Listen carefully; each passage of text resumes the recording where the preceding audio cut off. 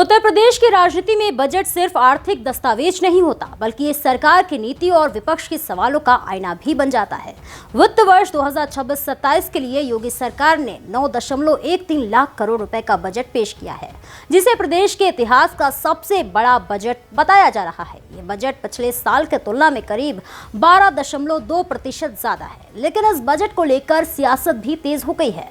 नमस्कार, मैं प्रेयसी और आप देख रहे हैं भारत एक्सप्रेस यूपी का digital platform. Bahujan Samaj party की सुप्रीमो और पूर्व मुख्यमंत्री मायावती ने इस बजट पर कड़ी प्रतिक्रिया दी है।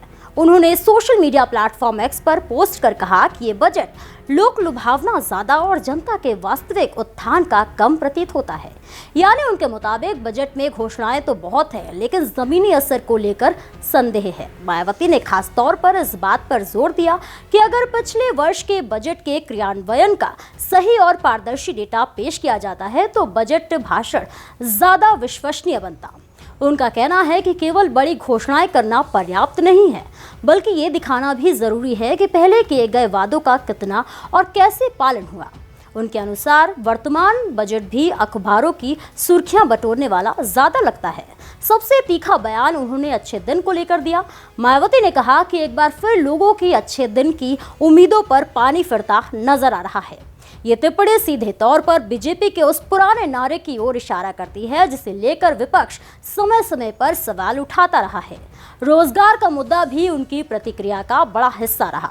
उन्होंने कहा कि उत्तर प्रदेश के लोगों को स्थायी आमदनी वाली रोजगार व्यवस्था का इंतजार है। यानी उनका संकेत है कि बजट में अगर रोजगार सृजन पर ठोस और दीर्घकालिक योजना नहीं होती तो विकास के दावे अधूरे रह जाएंगे। ये मुद्दा खास तौर पर युवा और ग्रामीण तबके के लिए अहम है।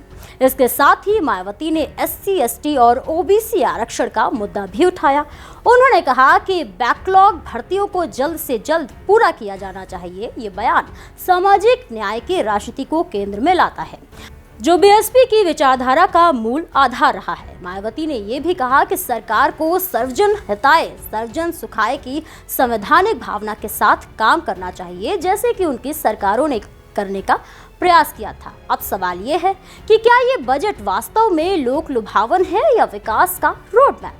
सरकार का दावा है कि ये बजट इंफ्रास्ट्रक्चर, शिक्षा, स्वास्थ्य, कृषि और निवेश को बढ़ावा देगा। वहीं विपक्ष का आरोप है कि जमीनी हकीकत और आंकड़ों की पारदर्शिता पर सवाल बने हुए हैं। राजनीतिक नजरिए से देखें तो यह प्रतिक्रिया 2027 के विधानसभा चुनाव की पृष्ठभूमि में भी महत्वपूर्ण मानी जा रही है। विपक्ष लगातार रोजगार, सामाजिक न्याय और गरीब वर्गों के हितों को मुद्दा बना रहा है। ऐसे में बजट पर मायावती की टिप्पणी सिर्फ आर्थिक आलोचना नहीं, बल्कि एक राजनीतिक संदेश भी है। कुल मिलाकर यूपी का 9.13 लाख करोड़ का बजट, ये बजट जहां सरकार के लिए विकास का विजन है, वहीं विपक्ष के लिए सवालों की एक लंबी सूची।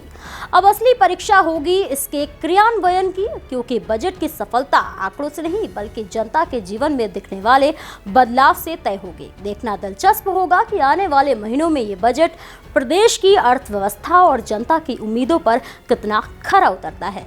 फिलहाल के लिए इतना ही। ऐसे ही और भी तमाम खबरों को देखने के लिए देखते रहिए भारत एक्सप्रेस यूपी का डिजिटल प्लेटफॉर्म।